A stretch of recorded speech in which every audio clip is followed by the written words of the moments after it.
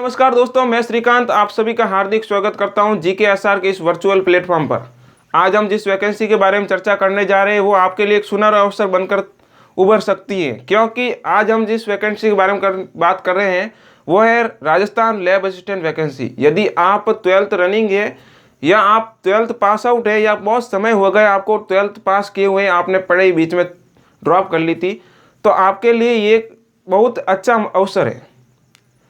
यदि आप साइंस या साइंस मैथ्स भूगोल या होम साइंस से हैं तो आप इस वीडियो को स्किप ना करें और आपके लिए यह एक अच्छा अवसर प्रदान होगा।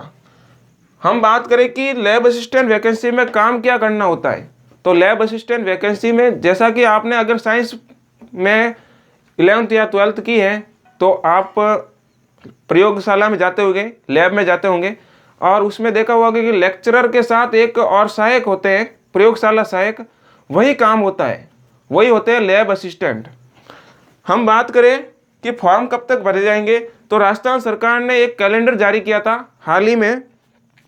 उस कैलेंडर में बताया गया था कि इसकी परीक्षा, लैब असिस्टेंट की परीक्षा 2 नवंबर से 4 नवंबर 2025 के मध्य करवाई जाएगी। लेकिन उन्होंने कहा हम कभी भी नोटिफिकेशन निकाल सकते हैं, कभी भी आप फॉर्म भरने के लिए तैयार हो, आपको बस तैयारी में जुट जाना है और तैयारी करते रहो। अभी हमारे पास 9 महीने हैं, 9 महीने में अच्छे से तैयारी कर सकते हैं।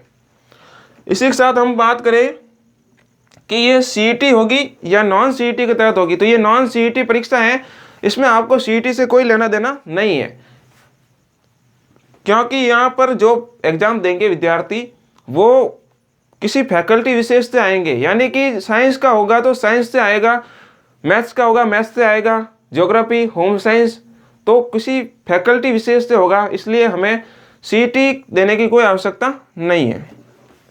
इसी के साथ हम बात करें कि क्या पढ़ना पड़ेगा। पढ़ना कुछ वही है जो आपने 11th 12th में पढ़ा है। जैसे कि आपने यदि 11th 12th साइंस से किए तो जो 11th 12th का मैटर है वही आपको आना चाहिए। इसी के साथ यदि आपने ज्योग्राफी की, ज्योग्राफी से 12th की है तो आपको वही मैटर पढ़ना है जो 11th 12th में पढ़ा। इसी के साथ होम साइंस से आपने 12th की है, 11th की है तो आपको वही मैटर पढ़ना है। फिर आप कहेंगे यदि सर मेरे तो ज्योग्राफी 11th में नहीं थी, केवल 12th में थी, चल जाएगा, मेरे 50% से कम है या मैं तो सिर्फ पास हुआ हूँ, चल जाएगा, क्योंकि यहाँ पर सिर्फ और सिर्फ पास होना चाहिए, भले वो ग्रेस से पास हो, इसलिए 12th पास होना चाहिए। हम बात करें एग्जाम डेट की, वो मैंने आपको पहले बता दी है, 2 नवंबर से 4 नवंबर 2025 के मध्य आपके एग्जाम हो जाएंगे।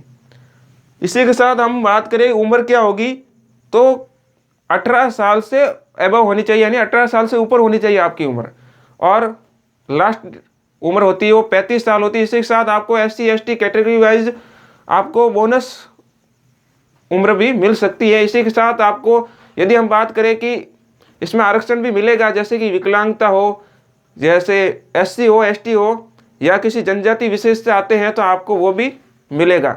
हम बात करें कि इसमें 2 पैटर्न होते हैं, जिसमें एक में होता है राजस्थान GK तथा एक में होता है जो आपने वो मैटर जो सब्जेक्ट चूज किया, जैसे कि साइंस आपने चूज की है तो उसमें मैथ नहीं आती है, साइंस बायो तथा मैथ का एक ही पेपर आता है, जिसमें मैथ बिल्कुल नहीं आती, साइंस बायो वाला ही पेपर सेम मैथ वालों के लिए होता है।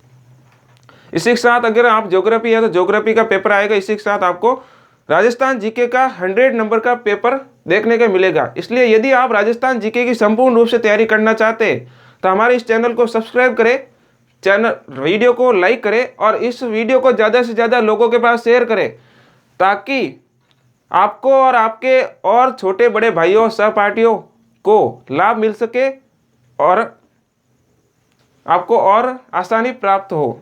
धन्यवाद, मिलते हैं एक